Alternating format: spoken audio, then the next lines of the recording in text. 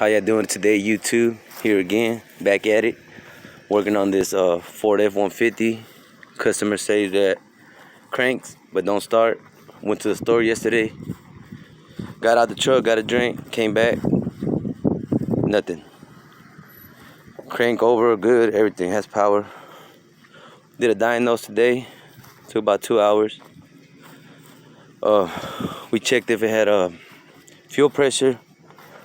Couldn't find the fuel pressure regulator line or whatever. I know they have this sensor right there, but I couldn't check the pressure. So what I did is went under the truck, disconnected the fuel pump module. Well, anyways, rendered the wreck, pump kicked on. We got enough fuel.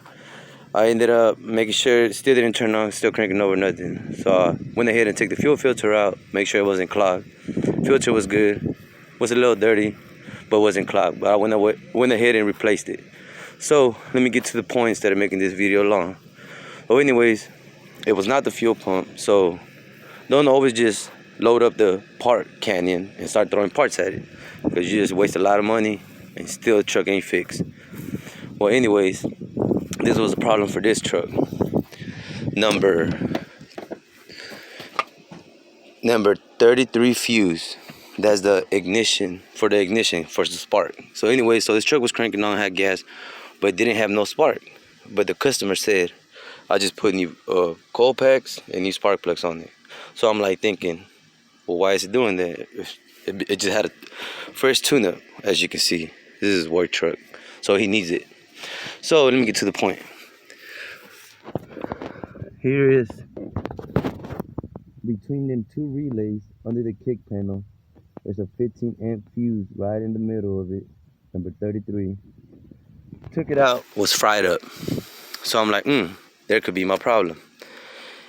Also remember, number 27 fuse will do the same problem to your truck. So check 33 and 27 before you start loading up the part canyon and throw parts at it. Don't do that. Well, anyways, after we replaced that fuse, before it was just cranking over like it didn't have no gas. We'll go ahead and crank it now.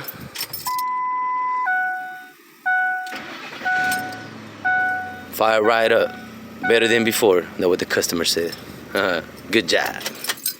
Anyways, well, this is the problem we had today. Hope it can help y'all guys out there with this shit going on.